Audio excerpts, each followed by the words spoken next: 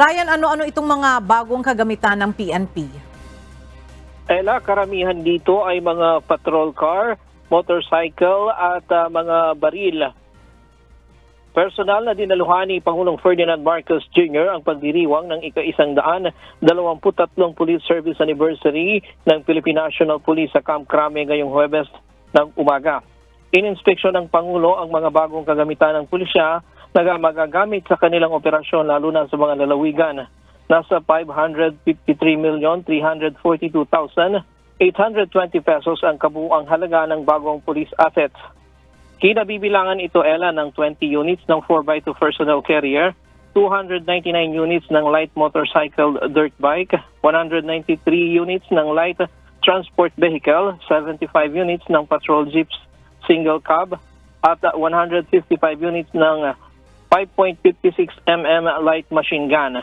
Ayon sa PNP, binili ito gamit ang Capability Enhancement Program funds sa 2022, 2023 at 2024. Sa talumpati ni Pangulong Marcos, sinabi nito na mahigit isang siglo na nagsisilbing tagapangalaga ng kapayapaan, kaayusan at seguridad ng komunidad ang PNP. Ang mga gawaing ito ay matagumpay sa tema ng PNP sa bagong Pilipinas, ang gusto ng pulis, ligtas ka.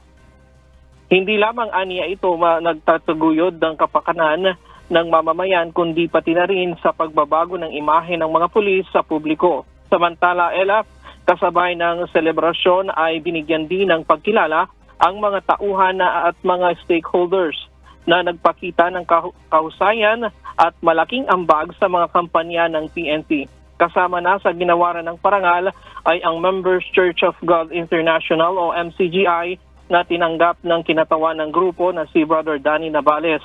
Ang pagkilala ay kaugnay ng partnership ng mga proyekto ng MCGI na nakatutulong sa Philippine National Police sa pangangalaga sa kapakanan ng mga Pilipino. Binati rin ng Pangulo ang mga awardee at hinimok na maging inspirasyon ang mga ito sa paglilingkod na may integridad, kaayusan at dedikasyon.